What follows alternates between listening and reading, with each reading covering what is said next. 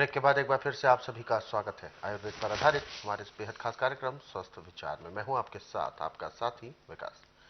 दर्शकों, ये कार्यक्रम आप सभी के लिए हम लेकर आते हैं ताकि आप केवल अपने शरीर के रोगों को ही ठीक ना करें, बल्कि आप अपने आप को निरोगी बनाए रखने में सफल हो पाए।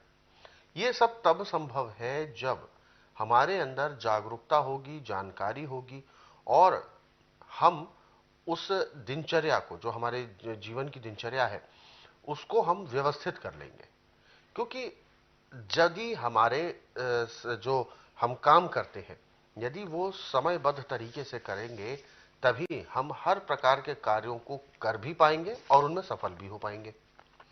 तो इसीलिए जैसे परिवार को समय देना जरूरी है, अपने काम को, जिससे हमारी कमाई होती है, उसको समय देना जरूरी है, ऐसे ही हमारे शरीर को, शरीर के लिए समय देना बहुत जरूरी है। तो इसीलिए आपका ये जो शरीर है, ये तभी सुखी रहेगा जब आप इसको वक्त देंगे और इसका ख्याल रखेंगे। कैसे आपको ख्याल रखना है, वक्त निकालकर आपको क्या कुछ करना है, वो सारी चीजें आपको इस कार्यक्रम में बताई जाती हैं। और इसीलिए हम आप सभी से अनुरोध भी करते हैं कि जब भी आप इस कार्यक्रम को देखने बैठे तो कॉपी और पेन जरूर लेकर बैठा करें। जो भी नुस्खे उपचार आपको बताए जाएं, उनको आप लिख जरूर लिया करें। तो आगे बढ़ते हैं और शुरू करते हैं आज के मुख्य विषय पर चर्चा। गुरु जी, आज के इस अंक में हम बात कर रहे हैं खांसी को लेकर, लेकिन सामान्य खांसी नहीं, सामान्य खांसी से भी कई गुना ज्यादा काली खांसी, जिसके नाम से ही एक भय उत्पन्न होता है, काली खांसी। ये किस तरीके की खांसी होती है? संक्रमण वाली है? क्या है, मतलब इसका दुष्प्रभाव क्या क्या है?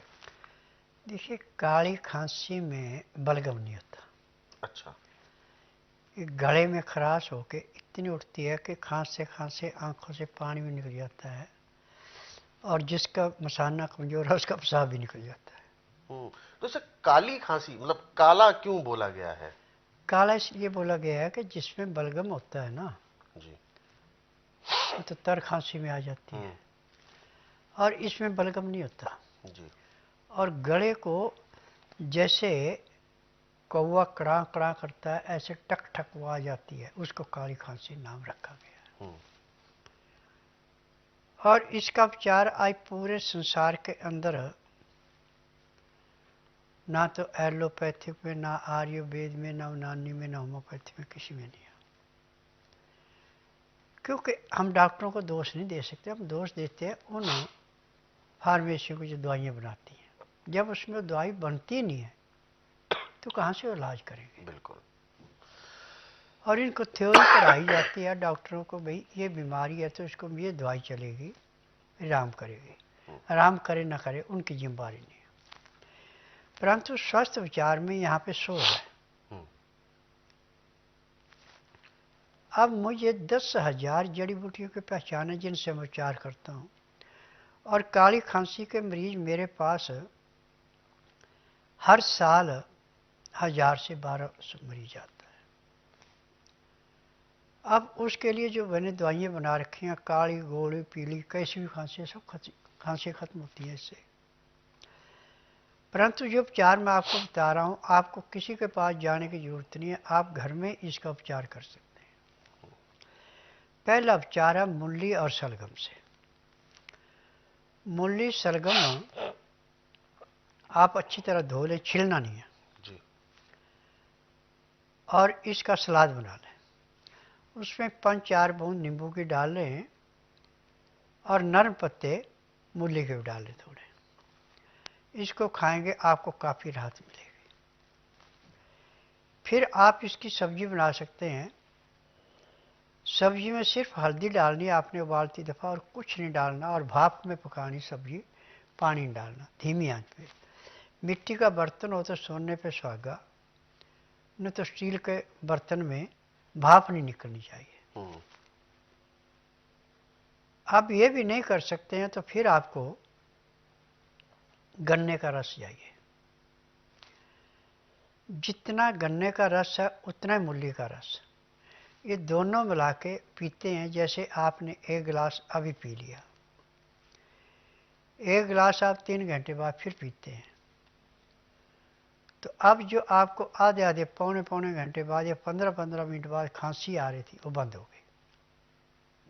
अब वो खांसी नहीं ऐसे आएगी। और जब हफ्ता लगातार ले लेंगे तो चाहे आपकी कितनी पुरानी से पुरानी खांसी हो, समाप्त हो जाएगी। परंतु इसमें 3 चीज़ों में बस ये ध्यान देना कि चीनी का प्रयोग बिल्कुल नहीं करना, मैदे की चीज़ें, तली हुई चीज़ें, बासी खाना, बेटैमा खाना बिल्कुल नहीं। दिन का खाना आपको 12 बजे से पहले पहले, वो भी गर्म गर्म खाना, ताज़ा खाना। और खाने में दाल सब्जी जो भी आपने बनानी है वो भी ताज़ी, छिलके वाली। धुली हुई दाल या छिली हुई सब्जी कोई नहीं बनानी। छौंक नहीं लगाना। उबलते समय सिर्फ इसमें हल्दी डालनी है और सिंधा या काला नमक डालना, आयोडीन नमक नहीं डालना। और फिर जब आपका खाना तैयार हो गया तो आप थाली के अंदर उसको डाल करके पहले दाल सब्जी जो डाली उसमें उसको थोड़ी देर तक गलने दें। फिर उसको मसल के जैसे सूप पीते से पीने काबिल बने, ग्राहियाँ नहीं खानी पड़े। और खाते खाते 2 गिलास गर्म पानी, लहसुन प्याज अदरक का रस मिला के पिए, चाहे काले या सिंधा नमक, काली मिर्च, नींबू का रस मिला के पिए। दोनों चीज़ें पाचन शक्ति को बढ़ाने की हैं और लीवर से ज़बरदस्ती काम कराने की है। और खाना हमेशा भूख रख के खाना, पेट भर के खाना कभी नहीं खाना। खाना खाने के बाद 5 मिनट के लिए दातन कूड़ा करके वज्रासन बैठना अति आवश्यक है। उसके बाद दिन का टाइम है तो आप कम से कम 20 मिनट तक थोड़ी सैर कर लें। फिर 20 मिनट के लिए सब आसन लेट जाएं। 5 मिनट के लिए बाईं साइड करवट लें, 3 मिनट के लिए दाईं साइड करवट लें। फिर सब आसन लेट के बाईं साइड को करवट लेके उठें। शरीर में इतनी चुस्ती आएगी जैसे आप 8 घंटे की निद्रा पूरी करके उठे। अब उसके बाद काम करेंगे, आपको थकावट नहीं होगी। और रात्रि का खाना दिन नाश्ता होने से घंटा 1.5 घंटा पहले खा लें। तरीका वही है जो सुबह का खाने का था। यहाँ पे वज्रासन से उठ के कम से कम आधा पौना घंटा आपको सैर करनी पड़ेगी। उसके बाद आपको सोने की ज़रूरत नहीं है। आप धार्मिक सीरियल देखें, धार्मिक किताबें पढ़ें, परिवार में रिश्तेदार में बातचीत करें, आपकी इच्छा है। रात ठीक 9 बजे सो जाएं। सुबह 4 बजे आपका पेट में एकदम गड़गड़ाहट होगा और आप उठेंगे एकदम पेट साफ। आलस किया तो कपड़े भी साफ। अच्छा। गंदे हो जाएं कपड़े। फिर उसके बाद दातन कूड़ा करके आधा घंटा कपाल भाती, 15 मिनट भस्त्रिका, 8-10 बार अग्निसार, 15-20 बार उज्जयी, 25-30 बार ब्राह्मणी, 5 मिनट कुंभक, 1 घंटा लोन बलोन करना अति आवश्यक है। ये बहुत जरूरी है। अब आपके पास टाइम है तो 2-2, 4-4, 5-5 मिनट मांडूकासन, पवन मुक्तासन, गौमुखासन, शवासन, सर्वांगासन, हौलासन, शीर्षासन, बटरफ्लाई और सूर्य प्रणाम। इतना यदि आप कर लेते हैं तो मैं दावे से कह सकता हूं कि जब तक आपके शरीर के अंदर सांस है, आपको कभी भी किसी डॉक्टर हकीम के पास जाने की जरूरत नहीं पड़ेगी, ना ही आपको कोई रोग होगा। यदि छोटा मोटा रोग हो गया तो जो मैं नुस्खे बताता हूं उस रोग के अनुसार उस नुस्खे को अपनाएं और रोग से मुक्ति पाएं। जी। मैं जो नुस्खे बताता हूं ये बच्चा, बूढ़ा, जवान, मर्द, औरत कोई भी अपनाए। और इसमें जात पात का परहेज है, चाहे हिंदू है, चाहे मुसलमान है, चाहे सिख है, चाहे ईसाई है, जैनी है, सबके लिए चलता है। अब जैनियों में जमीन के अंदर जैसे आलू है, गाजर है, शकरकंदी है, मूली है, इनको नहीं खाते। परंतु जब उनके मन का बहम मैंने निकाला, अब उन्होंने खाना शुरू किया तो उन्होंने एक ही बात कही कि स्वामी जी, जिस ढंग से आप समझाते हैं ऐसे कोई समझाता नहीं है। और किसी को इतनी जानकारी है नहीं जितनी आप जानकारी दे रहे हैं। आज हम किसी डॉक्टर के पास जाते हैं तो पहले परिवार की हिस्ट्री पूछता है, फिर उसके बाद मशीनों से टेस्ट करने के लिखता है। मशीनों से जब रिपोर्ट आती है तब दवाइयाँ देते हैं, और उन दवाइयों से सिर्फ थोड़ी देर के लिए आराम मिलता, फिर दवाई लेनी पड़ती है। आपकी एक बार दवाई खाने के बाद तकलीफ नहीं महसूस होती, परंतु जो आपने 3 टाइम बता रखे हैं, सुबह दोपहर शाम को दवाई लेते हैं, तो कितना भी भयंकर से भयंकर रोग हमें पता नहीं लगता रोग कहाँ गया।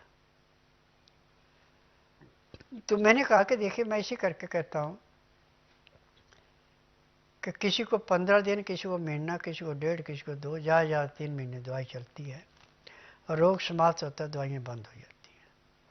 मेरी दवाइयों की विशेषता है कि इनमें साइड इफेक्ट कोई नहीं है, और सारी जड़ी बूटियाँ, और मेरी अपनी फार्मेसी है, इसमें हर हफ्ते दवाई बनाई जाती, 1 हफ्ते से ज़्यादा की दवाई नहीं बनाते। जब वो दवाई ख़त्म होती है तब दोबारा दवाई बनाते हैं। मार्केट में मेरी दवाई कहीं नहीं मिलती, तो मैं गारंटी से इलाज करता हूँ।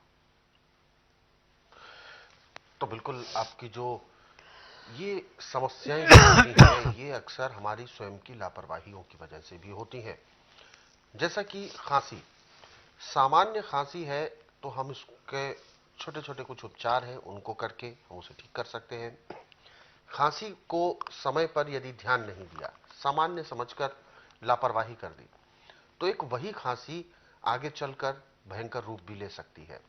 सूखी खांसी होना, काली खांसी होना, ये इस तरीके की खांसियों के फिर अलग अलग लक्षण हो जाते हैं, और ये रोग बनकर बहुत ज्यादा परेशान करते हैं। इन्फेक्शन बनना, और फिर धीरे धीरे करके पूरे शरीर को अपनी गिरफ्त में ले लेना, और कभी कभी यही काली खांसी आगे चलकर यदि समय पर ध्यान नहीं दिया गया तो जानलेवा बीमारी भी बन जाती है।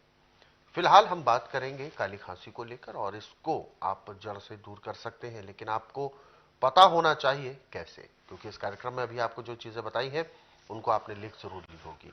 ऐसे बहुत सारे नुस्खे हैं, बहुत सारे उपचार हैं जिनको आप अपने घर पर ही कर सकते हैं, पुस्तकों से पढ़ पढ़कर। ये पुस्तकें उपलब्ध होंगी आपको स्वस्थ विचार आश्रम से, आप अपने घर बैठे भी इन पुस्तकों को मंगवा सकते हैं। इसके लिए आपको हेल्पलाइन नंबर्स पर केवल कॉल करना है, जो कि आपकी टीवी स्क्रीन पर है नंबर, उसी नंबर पर आपको कॉल करना है, और कॉल करने का समय है सुबह 10 बजे से लेकर शाम 5 बजे के बीच। नंबर आपकी टीवी स्क्रीन पर है। दर्शकों, यदि आप भी इस कार्यक्रम से जुड़ना चाहते हैं, कोई भी जहन में सवाल उठ रहा है, तो आप हमें कॉल कर सकते हैं, आप हमें व्हाट्सएप के जरिए अपना संदेश भी भेज सकते हैं।